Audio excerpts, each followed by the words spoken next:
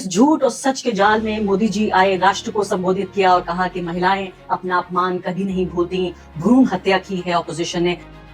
और बेटियों से बात करने के लिए आया कांग्रेस और उसके साथ यही कांग्रेस का इतिहास है। कांग्रेस की नेगेटिव ही कांग्रेस ने जीत। आप चुनाव से पहले पार्टियों का नाम लेके जिन दो राज्यों में चुनाव 3 दिन बाद होने वाला है, उसकी दो प्रमुख पार्टियों का नाम लेके उसको कोस रहे हो।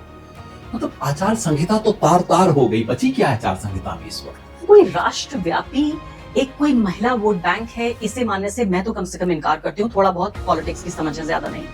फिर क्यों आए नरेंद्र मोदी जी देश के सामने? इतना बड़ा औरतों की तादाद है कि अगर वो थोड़ा सा 2% भी औरतें झुकी, इसका मतलब है कुल चुनाव 1% झुक गया। इसका मतलब 10 सीट गई, 15 सीट गई। खेल ये होता है। अब ऐसा क्यों किया नरेंद्र मोदी जी ने? क्योंकि हम सब मान के चलते हैं कि जो वो करते हैं बहुत गहरी सोच के करते हैं इत्यादि। पर मैं सोचता हूँ कि अहंकार में डूबे हुए नेता कई बार बहुत उटपटांग हरकतें भी कर लेते हैं। या फिर वो कोई 16 नंबर वाला चक्कर रहा होगा, जिसके बारे में काफी कयास चल रहे हैं कि क्या ऐसी कुछ 16 नंबर की फाइल है जिसमें कुछ ऐसी चीज आ सकती है जिससे बचने के लिए सरकार पहले से अपने आप को महिलाओं की हितैषी साबित करने की कोशिश कर। क्या है वैसे राहुल गांधी जो 16 नंबर का जिक्र करें? ये 16 नंबर की एक फाइल है जो कि एप्स्टीन के जिन फाइलों का डिस्क्लोजर नहीं हुआ है। विपक्ष में काफी उत्साह है। क्या ये उत्साह जायज है या ये अति उत्साह है? इसमें अति उत्साह की बजाय उत्साह तो बेहद जरूरी है कुछ करने के लिए, और अगर विपक्ष को मैं उत्साह में देखता हूँ तो मुझे भी बहुत अच्छा लगता है। मगर मैं क्या चाहता हूँ कि इस उत्साह का आप कुछ इस्तेमाल कीजिए।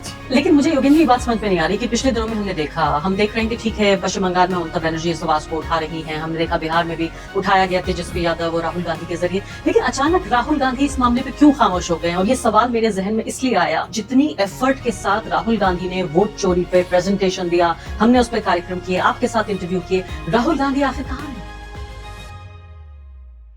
नमस्कार, इस खास कार्यक्रम में आपका स्वागत है। मैं हूं आरफा खानम शेरवानी। अब से कुछ ही घंटों पहले संसद में जिस तरह से नरेंद्र मोदी सरकार को करारी हार का सामना करना पड़ा, उसको ऑपोजिशन कह रहा है कि वो ऐतिहासिक है। और मुझे लगता है कि एक तरह से पूरे ऑपोजिशन के स्पेस को उसने एनर्जाइज कर दिया है। उसके अंदर एक नई रूह, एक नई एनर्जी फूंक दी है। हालांकि मोदी सरकार ने एक तरह से झूठ का इस्तेमाल करते हुए कहा कि ऑपोजिशन ने जो विमेंस रिजर्वेशन बिल है, 33% जो आरक्षण महिलाओं को संसद में और विधानसभाओं में मिलना था, उसको हरा दिया है। लेकिन हुआ ये था कि जो कॉन्स्टिट्यूशन अमेंडमेंट होना था, यानी सीटें बढ़ाई जानी थी 33%, उस सीटें बढ़ाए जाने को लेकर उस बिल को रद्द किया गया। तो इस झूठ और सच के जाल में मोदी जी आए, राष्ट्र को संबोधित किया और कहा कि महिलाएं अपना अपमान कभी नहीं भूलती। भ्रूण हत्या की है ऑपोजिशन ने। ऑपोजिशन मुझे लगता है कि इस पूरे मामले पर पूरे तरीके से अड़ा हुआ है और इस पूरे लम्हे का एक फ़ायदा उठाना चाहता है। मेरे साथ इन तमाम मुद्दों पर चर्चा के लिए इस वक्त योगेंद्र यादव जी मौजूद हैं। योगेंद्र जी, बहुत बहुत शुक्रिया। पहली बात तो आप इतने बिजी अपने शेड्यूल से आए यहाँ मिलने के लिए, बातचीत करने के लिए। मैं सबसे पहले आपसे एक छोटे से इंटरव्यू के एक अंश से शुरुआत करना चाहती हूँ। करण थापर इंटरव्यू कर रहे थे कपिल सिब्बल का, और उनसे पूछ रहे थे कि भाई देखिए कि ये मॉडल कोड ऑफ कॉन्डक्ट का उल्लंघन किया है नरेंद्र मोदी जी ने, क्योंकि चुनाव हो रहा है और दूसरे अपनी पार्टी पॉलिटिक्स को वो नेशनल टेलीविज़न पर उठा रहे हैं। बड़ा मासूम सा अच्छा सा सवाल था, उसका जवाब दिया कपिल सिब्बल जी ने। और उन्होंने कहा कि देखिए, जब हमारे मुख्य चुनाव आयुक्त प्रधानमंत्री से पूछे बगैर कोई काम नहीं करते, तो क्या मजाल है चुनाव आयोग की कि प्रधानमंत्री पहले उनसे बातचीत करें? देखिए, इसे मैं जुगलबंदी कहता हूँ। इस वक्त देश में चुनाव आयोग और बीजेपी में जुगलबंदी चल रही है। जो प्रधानमंत्री ने किया, उस पर मनोज झा ने कहा कि ये तो अब बीजेपी के खर्चे में शामिल किया जाना चाहिए। ये सब तो हंसी मजाक की बात है। सच बात ये है कि ये किसी भी न्यूनतम चुनाव की आचार संहिता, चुनाव की न्यूनतम मर्यादा का खुल्लम खुल्ला उल्लंघन है। अरे आप राष्ट्र के नाम संबोधन कर रहे हैं, कितनी पवित्र चीज़ है। एक प्रधानमंत्री राष्ट्र को संबोधित कर रहा है। चुनाव से 4 दिन पहले कोई, मान लीजिए ऐसे में कोई हिंदुस्तान पाकिस्तान की बात हो जाए, आपको करना पड़े, एक अलग है।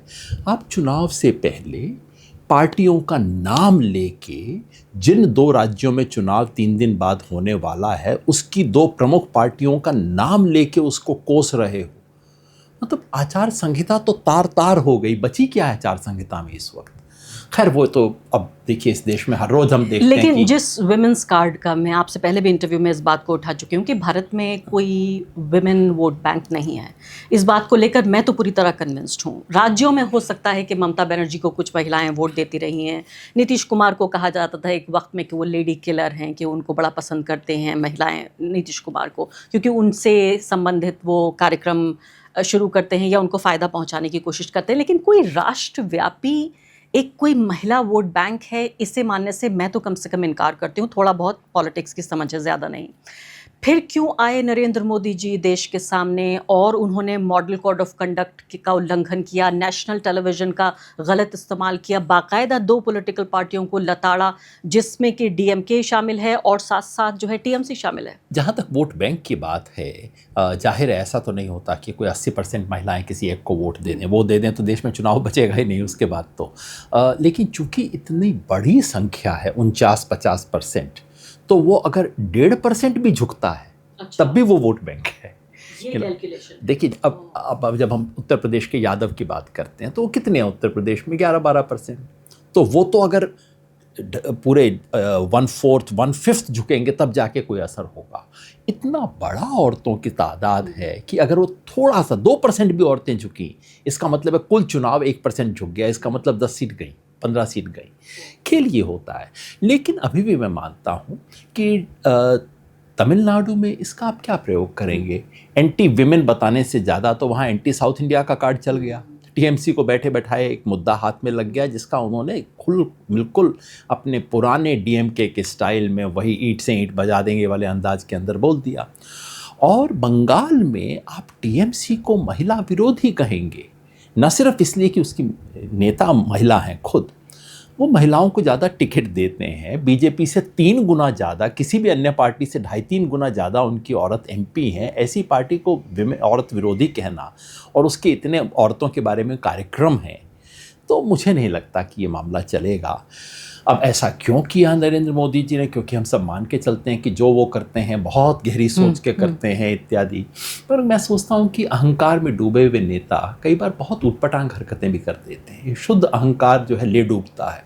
वो एक ऐसी दीवार में अपने आप को घेर लेते हैं कि उनका रियलिटी से टच ख़त्म हो जाता है।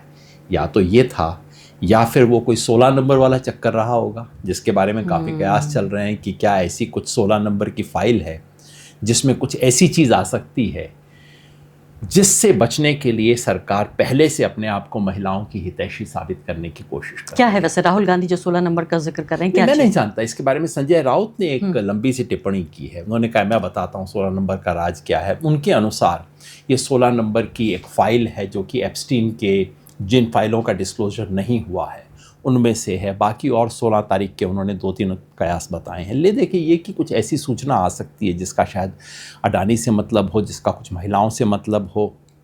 अडानी और महिलाओं का नहीं, अडानी जी के क्रिमिनल केस का और एप्स्टीन से जुड़े हुए कुछ महिलाओं वाले केस का, ऐसा कुछ कयास लगाया जा रहा है, शायद वो है।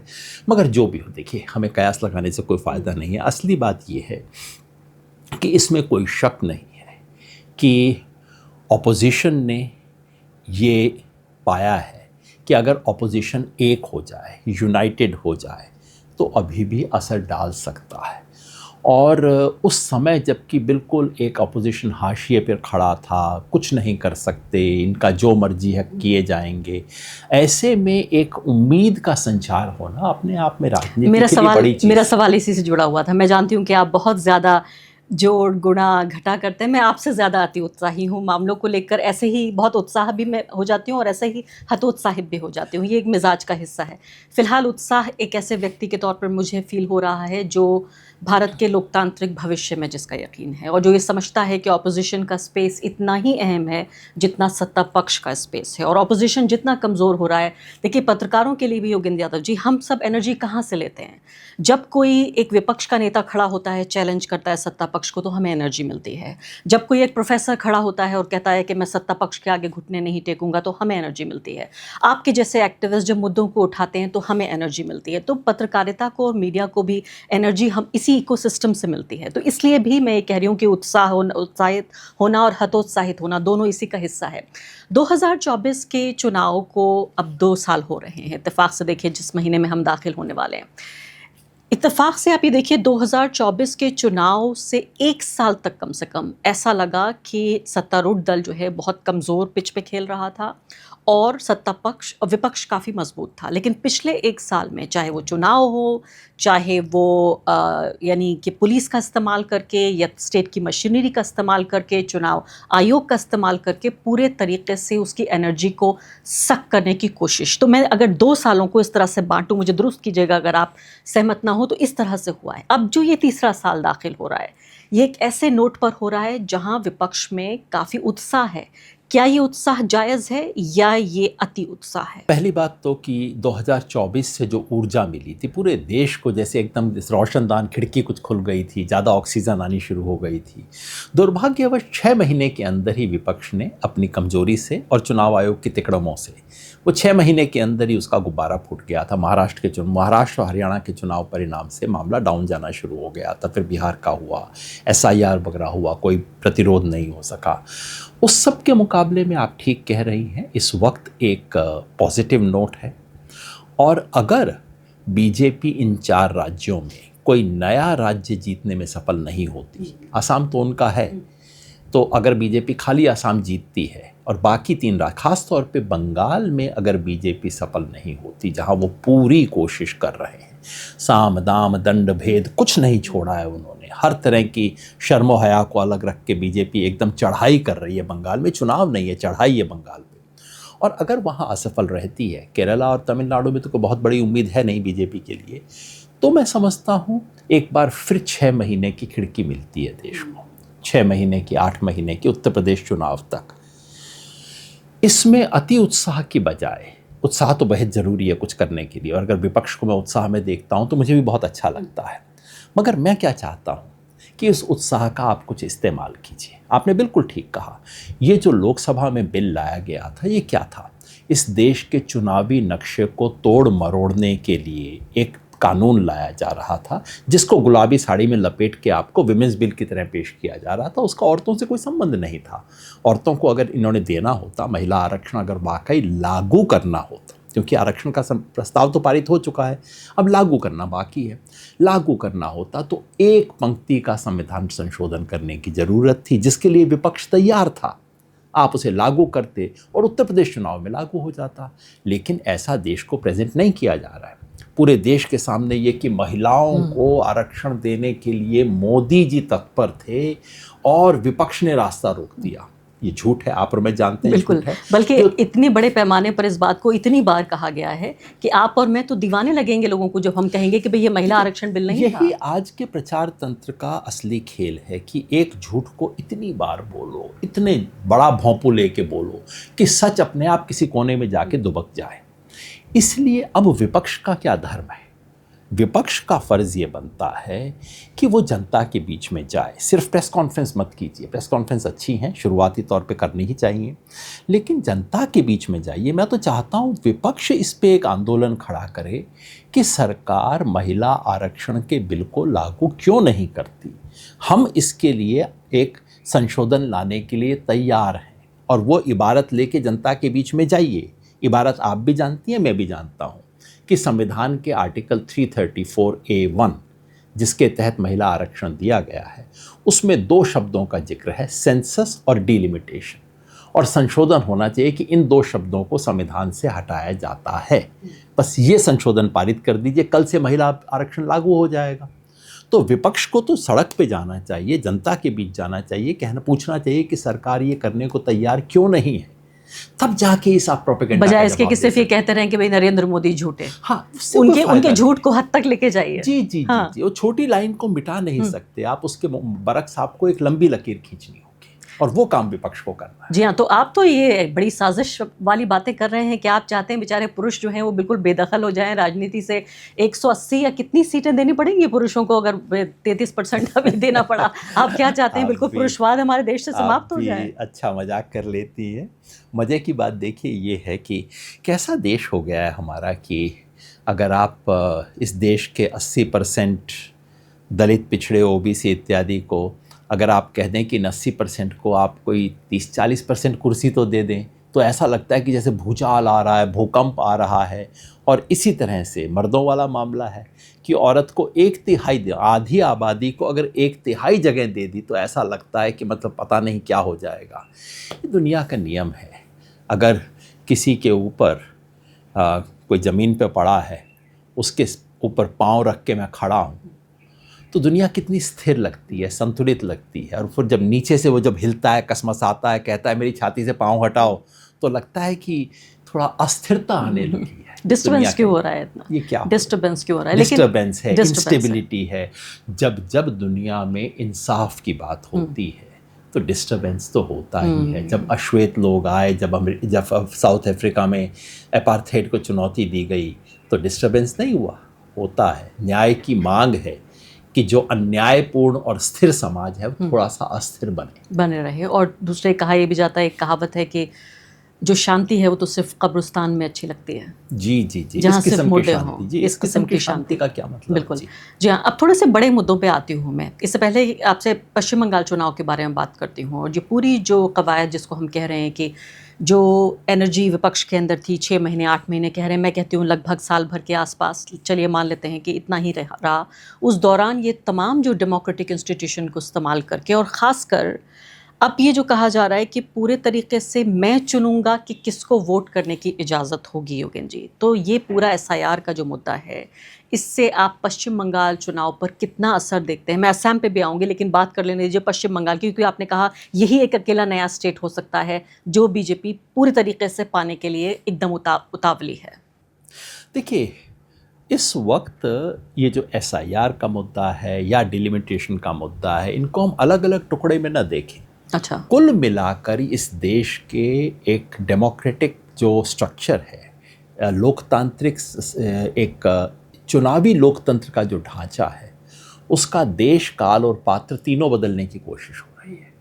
सन 24 के चुनाव के बाद बीजेपी के ऑफिस में बैठ के किसी ने सोचा होगा कि यार सब कुछ कर लिया हमने, सब मैनेज कर लिया, प्रेस भी जेब में थी, इलेक्शन कमीशन हमारी जेब में था, सब कुछ कर लिया, 400 से 240 पे कैसे आ गए? तो उसके मन में 3 निष्कर्ष आए होंगे कि एक प्रॉब्लम तो ये है कि इस देश के कुछ इलाके हैं जो हमारे लिए मुफीद नहीं है। दूसरा, कुछ लोग हैं जो हमें वोट नहीं देते हैं। तीसरा, ये हर 6-8 महीने में चुनाव हो जाता है। तो उसने बैठ के 3 प्रॉब्लम का 3 सॉल्यूशन निकाला। ये जो हर बार चुनाव हो जाता है, 5 साल में एक बार टंटा हो ताकि 3 महीने में निपट लेंगे, कोई बालाकोट हो जाएगा, कुछ हो जाएगा, एक बार में निपट लेंगे, उसका सॉल्यूशन है 1 नेशन 1 इलेक्शन। ये जो कुछ इलाके हैं जहां हमें वोट नहीं मिलता, उन इलाकों को तो काट नहीं सकते, उनका वजन कम नहीं कर सकते, उसका सॉल्यूशन है डिलिमिटेशन। और ये जो कुछ लोग वोट नहीं देते, उनको हिंदुस्तान से बाहर निकाल नहीं सकते, क्या उनका वोट नहीं काटा जा सकता? उसका सॉल्यूशन है SIR। तो काल, देश और पात्र, तीनों का सॉल्यूशन इस वक्त देश में चलाया जा रहा है ताकि बीजेपी को एक परमानेंट मेजॉरिटी आ सके। क्योंकि 21वीं सदी के डिक्टेटर को चुनाव करवाने पड़ते हैं, चुनाव भी हो लेकिन उसका परिणाम मेरे मन माफिक रहे, इसका इंतज़ाम चल रहा है। पश्चिम बंगाल में यही खेल है, बिल्कुल खुल के। और दुर्भाग्य की बात है कि इलेक्शन कमीशन बिल्कुल इस खेल का हिस्सा बन गया है। और कुल मिला के खेल ये था कि देखिए, इस देश में अश्वमेध यज्ञ चल रहा है। बीजेपी को चक्रवर्ती बनना है। अब बेचारे दुनिया में तो नहीं बन पाए, कोशिश की, लेकिन ट्रंप ने थोड़ा हवा निकाल दी, तो अब उन्हें देश में तो चक्रवर्ती बनना है। चक्रवर्ती बनने के लिए आपको अश्वमेध यज्ञ करना होता है, उसके लिए आपको घोड़े छोड़ने पड़ते हैं, और घोड़ों को पकड़ लिया बंगाल में। अब घोड़ा बंगाल से आगे जा नहीं पा रहा है, तो फिर इसका विघ्न निवारण, मतलब आप भाषा समझा कि माइथोलॉजी का भी अच्छी जानकारी है आपको। विघ्न निवारण का एक यज्ञ चल रहा है। विघ्न निवारण क्या, विघ्न आ गया है कि बंगाल में 30% ऐसे लोग हैं जो ले दे के बीजेपी को वोट नहीं देते, रुकावट डाल रहे हैं। इस 30 को अगर 25 कर दिया जाए तो बात नहीं बन जाएगी। ये SIR में जो कुछ हुआ है यही खेल हुआ है। चुनाव आयोग ने अपनी तरफ से जो कर सकते थे, ज्ञानेश कुमार जी, मोदी जी की जितनी मदद कर सकते थे, बेचारों ने कर दी है। कितनी कर पाए तो नहीं, कितनी कर पाए हैं? मेरे ख्याल में 1.5-2% वोट कटा है। और इसके कितने क्या मायने हैं 1.5-2% वोट कटने के? अगर चुनाव बहुत नज़दीक हो तो 1.5-2% से बिल्कुल पलट सकता है चुनाव। लेकिन सवाल ये है कि क्या बंगाल का चुनाव इतना नज़दीकी का है? यही सवाल है। क्योंकि आमतौर पे जो लोगों ने कहा वो यही कि बंगाल में पिछले लोकसभा चुनाव के बाद से बीजेपी, पिछले विधानसभा चुनाव के बाद से बीजेपी थोड़ा गिरी है, विधानसभा से लोकसभा में गिरी, और लोकसभा के बाद से बीजेपी कमज़ोर हुई है, मजबूत होने की कोई खबर नहीं। यानी 77 सीटों से ज़्यादा नहीं आएंगी, बल्कि कम आएंगी। आएगी नहीं, मैं तो कोई सब हैं, जैसे आप जानती हैं भविष्यवाणी वगैरह से मैं एकदम मुक्त हो गया हूँ। पता नहीं कौन लोग भविष्यवाणी करते थे, पता नहीं क्यों किया करते थे, मुझे तो समझ ही नहीं आता। लेकिन इतना ज़रूर कहता हूँ कि अगर बंगाल का चुनाव 1-1.5% के नज़दीक वाला है तब ज्ञानेश जी की मदद से बीजेपी की नैया पार हो सकती है। लेकिन ज़्यादातर लोग जो बंगाल में रहते हैं, बंगाल को देखते हैं, वो कह रहे हैं कि 1.5-2 नहीं, ममता बनर्जी 6-8% से आगे है। अगर वैसा है तो 1.5% की मार सह लेंगी, उससे आगे चलेंगे। देखिए ममता ने एक और काम किया है। ठीक है, आपने 1.5% वोट काट लिए मेरी, 1.5 मैं इसलिए कह रहा हूँ कि 27 लाख वोट जो अंत में कटे, उसमें से 2/3 मुस्लिम वोट कटे। 2/3 कट गए। बिल्कुल, उसमें 27 लाख यानी में से 1/3 आबादी है और 2/3 वोट कटा है। 1/3 से भी कम है, 26-27% के करीब है। जी। और उसमें से 2/3 मुस्लिम वोट काटती हैं। तो मतलब जो एडिशनल 8-9 लाख काटे हैं, ये बिल्कुल प्योरली टारगेटेड टीएमसी के वोट काटे हैं। इसका एक और काट जो मुझे आर्ग्यूमेंट सुनने को मिला और जवाब मुझे नहीं मिला, वो ये था कि वेस्ट बंगाल में जो मुस्लिम पॉपुलेशन है वो कॉन्सेंट्रेटेड है। तो इसका मतलब ये हुआ कि अगर एक कंस्टिट्यूएंसी में मान लेते हैं कि बहुत सारे वोट भी कट गए, जैसे मान लेते हैं मैं तो गई जिन इलाकों में, खासकर मुर्शिदाबाद और उसके अलावा मालदा वगैरह में पूरे बूथ उड़ा दिए गए हैं, लेकिन आफ्टर ऑल जितना वोटर बचा वही वोटर तो वोट डालेगा। तो फिर इसमें हिंदू मुस्लिम की बात कहाँ से आ गई? अगर एक इलाके में 90% मान लेते हैं, दोनों तरह की कॉन्स्टिट्यूएंसी, मालदा मुर्शिदाबाद में और कोई भी जीते, बीजेपी तो नहीं जीतेगी जी। अगर चाहे कितने भी वोट कम कर लीजिए आप। हाँ। लेकिन याद रखिए ये खेल सिर्फ मालदा मुर्शिदाबाद में नहीं हुआ है। नंदीग्राम कहाँ है? मिदनापुर में। मिदनापुर जो उड़ीसा के नज़दीक जाके पड़ता है, मिक्स्ड पॉपुलेशन, बांग्लादेश बॉर्डर के नज़दीक कहीं नहीं है नंदीग्राम, क्योंकि फेमस कॉन्स्टिट्यूएंसी है। मुस्लिम आबादी 25%, और जो लोग कटे हैं उसमें कितने मुसलमान हैं? 95%। कलकत्ता की कॉन्स्टिट्यूएंसी है भवानीपुर, ममता बनर्जी की अपनी। मैं दो बिल्कुल वीआईपी कॉन्स्टिट्यूएंसी ले रहा हूँ, जहाँ मुसलमान आबादी है कोई 40% से थोड़ा सा कम, और कटने वालों में कोई 60% मुसलमान है। तो हर तरफ असर, हर तरफ से बहुत ये मुस्लिम आबादी जहाँ 80% से ज़्यादा है वो बहुत थोड़े इलाके हैं, कंसंट्रेटेड है। लेकिन पूरे बंगाल में मुस्लिम आबादी फैली हुई है, और अगर चुन चुन के टारगेट करके हटाया गया है तो नुकसान होगा, इसमें कोई संदेह नहीं। तो हमारे दर्शकों को आप क्या बता रहे हैं कि एसआईआर का असर आप इस चुनाव में होते हुए देख रहे हैं या नहीं? कम होते हुए देख रहे हैं? ममता बनर्जी का मार्जिन ज़्यादा है और इस सब के बावजूद भी वो जीत सकती हैं? अगर ममता बनर्जी उतनी आगे हैं जितना आमतौर पे लोगों का, जर्नलिस्ट सब लोगों का इम्प्रेशन है कि नहीं काफ़ी मार्जिन से आगे थी, तो 1-1.5% उतना नहीं है जिससे ममता को आप हरा सकें। हराने के लिए आपको 5-10% वोट काटना था, और वो अगर काटेंगे तो बवाल मच जाएगा पूरे देश में अगर वैसा करेंगे। तो नुकसान हुआ है, बिल्कुल बेजा हरकत चुनाव आयोग ने की है, और अफसोस की बात कि सुप्रीम कोर्ट भी इसमें शामिल हुआ। सुप्रीम कोर्ट ने इस पे मोहर लगा दी। इससे क्या हो रहा है कि हम सबको आदत पड़ गई आजकल, जैसे गाज़ा के बारे में हमें आदत पड़ गई थी ना, अच्छा आज 100 बच्चों को मार दिया, रहते हैं, हाँ। अच्छा वो तो है ठीक है, आज तो 80 हुए, कल परसों तो शायद 400 मरे थे, थोड़ा कम है। हाँ। इस तरह से हमें ये एसआईआर पे भी आदत पड़ गई। अच्छा सिर्फ 27 लाख, अच्छा ठीक है, वहाँ तो 65 कर गए थे ना। हम भूल जाते हैं कि बंगाल में जो हुआ है वो अभूतपूर्व है। बाकी तमाम राज्यों में वोट उनके कटे थे जिन लोगों ने अपना फॉर्म डिपॉजिट नहीं किया था, और इलेक्शन कमीशन ने कह दिया था ये तो डेड हैं, एब्सेंट हैं, जो भी हैं, फॉर्म उनका नहीं आया था। बाकी तमाम राज्यों में जब फॉर्म डिपॉजिट करने के बाद जो कटे हुए लोगों की संख्या घटी थी, क्योंकि भरपाई की थी, नए वोटर शामिल किए थे, भरपाई की थी। सिर्फ बंगाल है जहां पहले राउंड में 58 लाख काटने के बाद ऊपर से 33 लाख और काटे गए। ये कहीं नहीं हुआ है, सिर्फ और सिर्फ बंगाल में।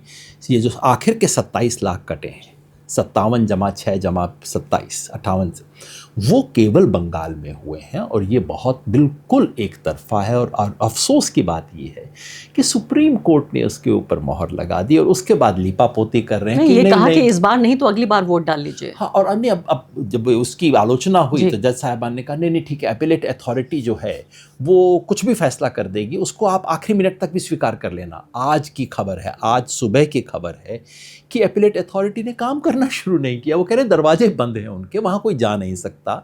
27 लाख लोगों का नाम आपने कटवा दिया और उसके बाद आप 27 लोगों का वापस जुड़वा के ताली पिटवाना चाहते हैं। क्या हो रहा है? ये बहुत अफसोस की बात है। लेकिन इस सब के बावजूद मैं कहूँगा मेरी समझ से अभी भी इसका उतना बड़ा असर नहीं पड़ेगा कि पूरे बंगाल का रिजल्ट ही पलट जाए। जो कुछ भी होगा बेजा होगा, लेकिन शायद इतना बड़ा नहीं हो पा रहा है कि पूरे रिजल्ट को पलट दें। देखिए योगेंद्र जी, ये बहुत बड़ी बात होगी क्योंकि चौथे टर्म के लिए ममता बनर्जी ये इलेक्शन कंटेस्ट कर रही हैं और हमने पढ़ा है, आप तो खैर उसके मास्टर हैं, कि एंटी इनकम्बेंसी जो सत्ता विरोधी भावना होती है, लहर तो चलिए ना भी सही, ये तो हर किसी को सहनी पड़ती है, चाहे वो अजय नरेंद्र मोदी ही क्यों ना हो। लेकिन ममता बनर्जी अगर ऐसा कर पाती हैं तो आप उन्हें कौन से नेताओं में शुमार करेंगे भारत के राजनीतिक इतिहास के? कि ममता अद्भुत इंसान है। वैसे भी देखिए, एक औरत बिना किसी ख़ानदानी रूट के और किन किन मतलब पार्टियों से तो लड़ी, सीपीएम से लड़ी, अपनी पार्टी से लड़ी, कांग्रेस उनकी अपनी पार्टी होती थी, और पूरी मर्द सत्ता से लड़ी है वो औरत। कैसे लड़ लड़ के पहुंची होगी जहां आज पहुंची है, ये सामान्य बात नहीं है। अब उनके राज में दोष नहीं है, सैकड़ों दोष हैं, किसमें नहीं होते, और खूब हैं। मगर एक चीज़ कहनी पड़ी, दो चीज़ें उनकी मानता हूँ मैं, कायल हूँ। बाकी विरोध की तो कभी आप पूछेंगे मैं 50 बातें गिना दूंगा। एक तो भाई वो औरत जिस तरह से अड़ सकती है और लड़ सकती है, काश सारे विपक्ष के नेता जाके उनसे सीख के आए मॉडल।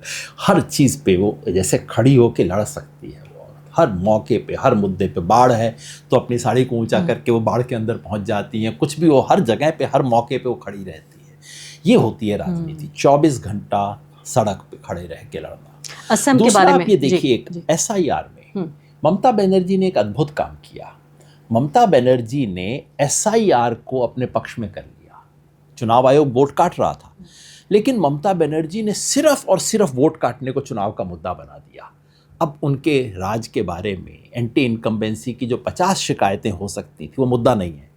केवल वोट काटना एकमात्र मुद्दा है चुनाव का। तो मैं समझता हूँ 1.5 हारेंगी तो 1.5 उधर से जीत भी जाएंगी, बराबर कर दिया है। ये क्षमता ममता बनर्जी पे, और उन्होंने बीजेपी के हिंदूवाद की, ये जो हिंदुओं का बोलबाला और हिंदू कार्ड की काट में बंगाली कार्ड खेला है।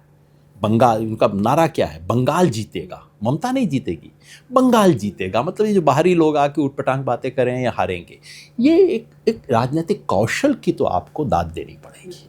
योगेंद्र जी, आपने पश्चिम बंगाल की बात तो बताई, लेकिन असम के ऊपर जिस पर बहुत कम ध्यान दिया गया है, और मैं आपको यकीन के साथ ये बता सकती हूँ कि असम इस वक्त कश्मीर से भी ज़्यादा ख़तरनाक जगह है पत्रकारों के लिए। लोग इलेक्शन तक कवर करने में बहुत ज़्यादा असुविधा महसूस कर रहे हैं, डर भी महसूस कर रहे हैं। ऑपोजिशन का क्या हाल होगा? आप ये मुझे बताइए कि क्या आप ये बात एश्योरेंस के साथ कह सकते हैं कि वाकई बीजेपी वापस आ रही है?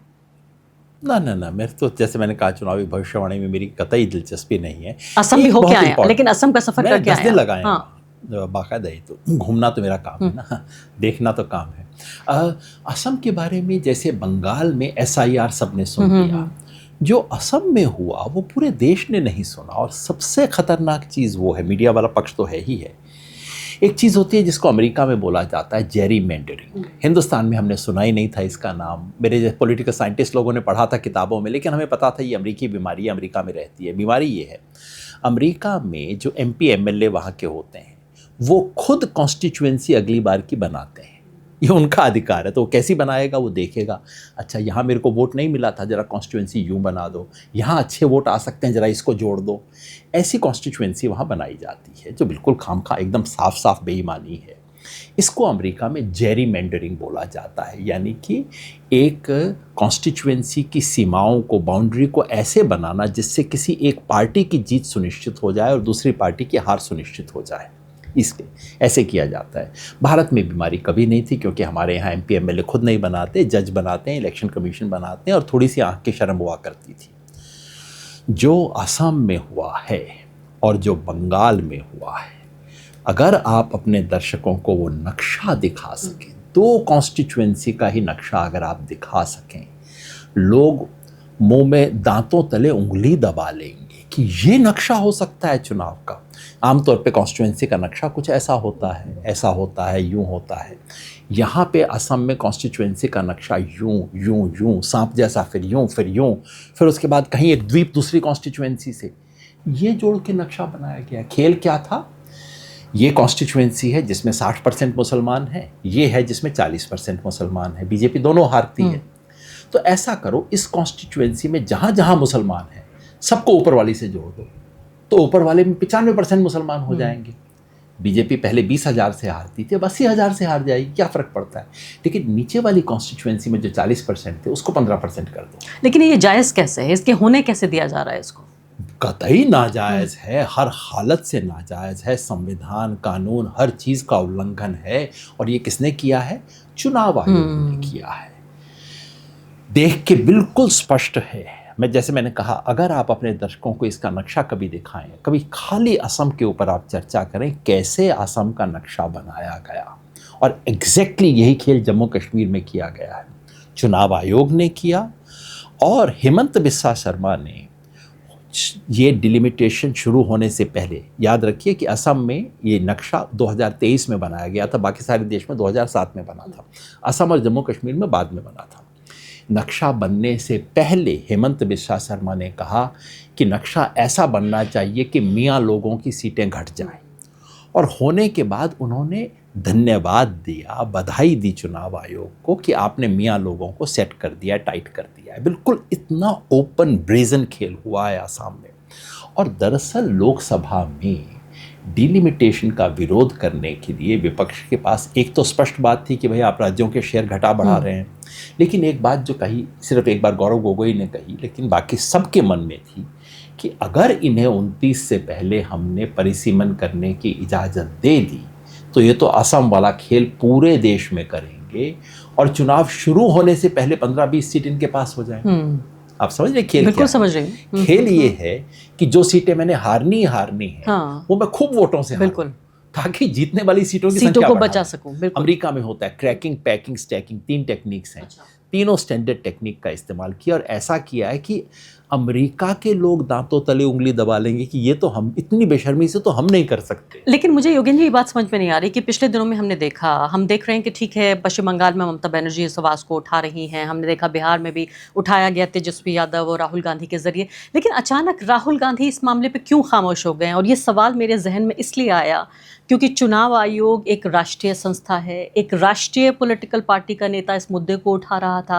अब पश्चिम बंगाल में बहुत बड़ा कोई प्लेयर नहीं है कांग्रेस पार्टी, तो खामोश हो गए हैं। असम में भी हम देखते हैं वो एक प्रेस कॉन्फ्रेंस कर दी, उसमें पता नहीं क्या हुआ कि चीफ मिनिस्टर की पत्नी के साथ ये डॉक्यूमेंट्स हैं, उस पर कभी और चर्चा होगी। लेकिन इस मुद्दे को जितनी एफर्ट के साथ राहुल गांधी ने वोट चोरी पे प्रेजेंटेशन दिया, हमने उस पर कार्यक्रम किए, आपके साथ इंटरव्यू किए, राहुल गांधी आखिर कहाँ हैं? बोल तो रहे हैं, लेकिन जैसा मैंने कहा, प्रेस कॉन्फ्रेंस में बोलना, सोशल मीडिया पे बोलना पर्याप्त नहीं है जब तक आप इसको जमीन पे नहीं। वो जो यात्रा बिहार में की गई थी, वो यात्रा बंगाल क्यों नहीं पहुंची? बंगाल में चूंकि कांग्रेस और तृणमूल कांग्रेस दोनों एक दूसरे के साथ नहीं थे, इंडिया का तो हिस्सा है, और दिक्कत यही हो गई है, इंडिया गठबंधन जमीन पे अभी भी इंडिया गठबंधन की तरह काम नहीं कर रहा है। बंगाल में कांग्रेस तृणमूल एक दूसरे के खिलाफ एक एक सीट पे लड़ रहे हैं, और वहाँ पे एसआईआर के विरोध की लीड जिस तरह से ममता बनर्जी ने ली, उसके बाद किसी के लिए कोई स्कोप ही नहीं है। और जैसे मैंने कहा, वो तो सड़क पे खड़ी होकर विरोध करती हैं, ऐसे वैसे करती नहीं है, तो वो नहीं, ऐसा नहीं कि कांग्रेस शायद इस पे चुप हो गई है, लेकिन इन मुद्दों को जिस तरह से आपको सड़क पे उठाना चाहिए, इसको प्रेस कॉन्फ्रेंस सोशल मीडिया से कुछ और दूसरे नहीं चुनाव होगा, से इसको डिस्कनेक्ट कीजिए कि सिर्फ जब चुनाव होगा तभी हम इस पे बात करेंगे। दिक्कत ये हुई कि बिहार में जिस तरह से उठा, तो लोगों को लगा कि बिहार के चुनाव का परिणाम जो था वो एसआईआर की वैधता का प्रमाण हो गया, जो होना नहीं चाहिए था। इसका कोई मतलब नहीं है। और मैंने बार बार कहा था, भाई एसआईआर गलत है, अगर इससे बीजेपी के वोटर कटते हैं तो भी गलत है, और कांग्रेस के वोटर या आरजेडी के वोटर कटते हैं तब भी गलत है, बिल्कुल उससे अलग मुद्दा है। लेकिन अलग हुआ नहीं, और अब जबकि ये दोबारा हो रहा है, मेरी उम्मीद है कि सारा विपक्ष इसको उठाएगा। जबकि दोबारा मैं सुन रहा हूँ विपक्ष अब इनके खिलाफ महाभियोग भी लेके आ रहा है दोबारा। अब बताइए क्या है देश है, आप प्रॉपर जो संविधान का तरीका है उस तरीके से आप महाभियोग की पिटीशन देते हैं और स्पीकर उसको डिसमिस कर देता है। मतलब आप लाइए, वोट नहीं मिले, खारिज होगा, हार जाए, वो ठीक है, लेकिन स्पीकर कैसे तय कर सकता है कि महाभियोग की पिटीशन नहीं एक्सेप्ट की जाएगी? ये क्या तरीका है? तो सारे जो डेमोक्रेटिक इंस्टीट्यूशंस हैं हमारे, और इनको भी, हम स्पीकर को भी एक वही लोकतांत्रिक, मतलब वो व्यक्ति होने के अलावा एक संस्था भी हैं अपने आप में। मैं देख रही हूँ कि आप सिर्फ पढ़ते लिखने के, मतलब बोलने के अलावा देखिए किताबें लिखते हैं। गणराज्य का स्वधर्म याद दिला रहे हैं योगेंद्र यादव जी। योगेंद्र जी, ये बताइए कि बहुत सारे लोग ऐसे भी हैं जो ट्वीट के अलावा किताबें भी पढ़ते हैं, और मुझे उम्मीद है कि उनमें से ऐसे लोग बचे हैं ना दुनिया में अभी। उम्मीद है ट्वीट और यूट्यूब के अलावा आज तो मैं बच्चों में देखता हूँ वो कुछ पढ़ते नहीं है, सिर्फ देखते हैं। और मैं पुराने ज़माने का हूँ, मैं अभी भी सुबह सिर्फ अखबार पढ़ता हूँ, टीवी नहीं देखता हूँ। कितने अखबार पढ़ते हैं आप? सुबह 6 अखबार पढ़ता हूँ, बस वो मेरा सुबह की डाइट होती है। 1 घंटे से ज़्यादा नहीं, 1 डेढ़ 2 घंटा जितना भी लगे तो वो मेरी सुबह डाइट हो जाती है। और अभी भी मैं लिखित को पढ़ना पसंद करता हूँ, तो शायद इसी बीमारी के चलते नहीं। और मुझे लगता है कि अगर लोग कम भी पढ़ें तब भी ये एक ऐतिहासिक दस्तावेज के तौर पर ये किताबें, जब ट्वीट डिलीट हो जाएंगे, वीडियोस हमारे ब्लॉक हो जाएंगे, तब भी तो ये किताबें काम आएंगी। उम्मीद करते हैं। मैंने ये किताबें खास उद्देश्य से लिखी, वो ये कि मुझे लगता है कि हम लोग का मतलब सेकुलर, लिबरल, प्रोग्रेसिव लोग जो इस देश के संविधान को बचाने की कोशिश कर रहे हैं, उन लोगों की जो भाषा है वो पुरानी पड़ चुकी है। वो भाषा अब एक साधारण जनमानस से जुड़ती नहीं है। और हमारे पास हमारी सिविलाइजेशन में जितने रिसोर्सेज हैं उसका हम इस्तेमाल नहीं करते हैं। तो हमारी भाषा एक बहुत छोटे से अंग्रेज़ी बोलने वाले तबके तक, एक छोटे से बहुत हाईली एजुकेटेड तबके तक पहुंच के बात रह जाती है। तो हमें एक नई भाषा चाहिए और उसकी कोशिश मैंने की है। तो इसमें जैसा आप सोच सकती हैं, वो तो सब चीज़ें हैं ही सेकुलर राजनीति के पक्ष में। तो बिल्कुल, आपने यहाँ राष्ट्रवाद से लेकर और तमाम तरह के मुद्दे उठाए, यानी हमारे जो करंट इश्यूज़ हैं उनको आपने उठाया है। इसके अलावा राष्ट्रवाद की अग्नि परीक्षा पे ये चैप्टर है, मैं देख रही हूँ।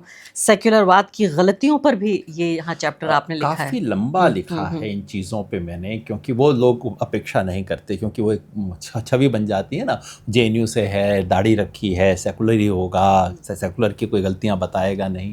दरअसल मैं जो कह रहा हूँ वो ये, मूलतः इस पुस्तक में जो कह रहा हूँ वो ये कि सेकुलरवादी लोगों को अपने गिरेबान में झांकने की ज़रूरत है। इसलिए नहीं कि सेकुलरवाद गलत है, सेकुलरवाद तो इस देश की बुनियाद है। अगर सेकुलर इंडिया नहीं होगा तो इंडिया नहीं बचेगा।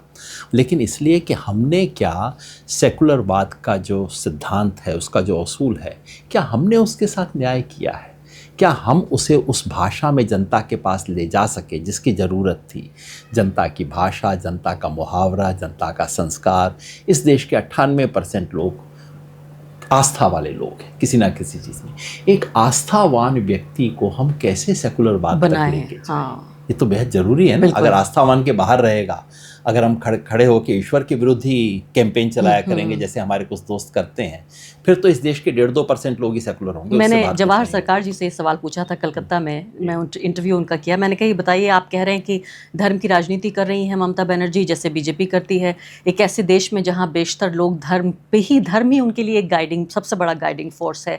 धर्म की राजनीति कैसे ना की जाए, मतलब कम्युनल राजनीति धर्म की। तो मुझे लगता है मुझे जवाब मिल गया है, उन्होंने उनसे तो नहीं मिला। मैं नहीं चाहता कि हम धर्म की राजनीति करें, लेकिन जिसे हम धर्म कहते हैं वो कोई एक छोटी सी नैरो डॉक्ट्रिन नहीं है। धर्म महासमुद्र है, उसमें बहुत कुछ कूड़ा भी है और उसमें पानी है, उसमें प्राण है, उसमें वायु है, सब कुछ है उसमें। तो धर्म के समुद्र से, और हमारी जो सभ्यता है, हमारी संस्कृति और परंपराएं, परंपरा ना बोलें हम, परंपराएं। हमारे देश में मल्टीपल ट्रेडिशंस हैं, एक धर्म के भी 50 ट्रेडिशन है हमारे देश में। तो उनमें इतना कुछ है। अगर मुझे फेमिनिज्म की बात करनी है तो मैं 11वीं सदी के शैवाइट ट्रेडिशन से बसवन्ना की बातों से क्यों ना उठाऊं? बसवन्ना ने क्या नहीं कहा जो एक फेमिनिस्ट कहना चाहता है? मैं कबीर से क्यों ना उठाऊं? मैं इस देश में जितनी परंपरा, और मैंने स्वधर्म शब्द बहुत जानबूझ के इस्तेमाल किया इसके टाइटल में, क्योंकि मैं समझता हूं हमारे देश का जो स्वधर्म है, धर्म मतलब मजहब नहीं, स्वधर्म मतलब एक ड्यूटी, बिल्कुल, फर्ज क्या है हमारा, फर्ज है ना। इस देश के बुनियादी उसूल क्या है, हमारी सभ्यता के बुनियादी असूल क्या है। और मैंने कहा है कि हमारी सभ्यता का बुनियादी असूल जो है हमेशा आंदोलन में निकला है, किसी शास्त्र में नहीं लिखा हुआ है। ये जैन और बुद्ध धर्म क्या थे? आंदोलन थे, प्रोटेस्ट मूवमेंट थे, तो बहुत मेजर। ये भक्ति आंदोलन तो हम बोलते ही आंदोलन है। सूफी क्या है? आंदोलन है ये सब। और राष्ट्रीय आंदोलन, ये 3 बड़े आंदोलन थे जिन्होंने इस देश के स्वधर्म को शेप किया है। और हमारे संविधान ने कुछ नहीं किया, ये जो स्वधर्म आ रहा था उसको कागज पे लिख दिया है। इसलिए संविधान सिर्फ संविधान नहीं है। संविधान 2 साल में नहीं बना, संविधान 100 साल में बना है। देश की आज़ादी के आंदोलन ने लिखा था। और ये 100 साल जो है वो पिछले 3000 साल का कपड़ा छान निचोड़ है। जो कूड़ा था उसको कूड़ेदान में डाल दिया, जो काम की बात थी उसको बचा के मंथन हुआ जी। उससे इसमें एक राष्ट्रीय सुरक्षा को लेकर भी आपने ये चैप्टर में थोड़ा हैरान हो गई इसको देख के, क्योंकि राष्ट्रीय सुरक्षा को अक्सर जोड़ा जाता रहा है कि दक्षिणपंथी सरकारें, दक्षिणपंथी पार्टियां अपने पॉलिटिकल फायदे के लिए इसका इस्तेमाल करती हैं और उसको बढ़ा चढ़ाकर एग्जैजरेट करके पेश करती हैं। अच्छा किया आपने पूछा। दिक्कत क्या हो रही है कि हम सब लोग, क्योंकि ये किताब दरअसल बार बार ये कहती है कि एक उंगली वहाँ है तो 3 उंगली मेरी तरफ भी है, 3 कौन सी उंगलियाँ, इसकी शिनाख्त करने की बार बार कोशिश है। हम लोगों ने क्या किया, एक अजीब सा डिवीजन ऑफ लेबर कर लिया है। वो ये है कि भाई पैसा कमाना तो मनमोहन सिंह का काम है, वो खर्च कैसे किया जाए ये बताना मेरा काम है। कितना कन्वीनियंट डिवीजन ऑफ लेबर है। राष्ट्रीय सुरक्षा अडवाणी जी करेंगे, अमित शाह करेंगे, उस सुरक्षा के अंदर मानवाधिकार बचाना मेरा काम है।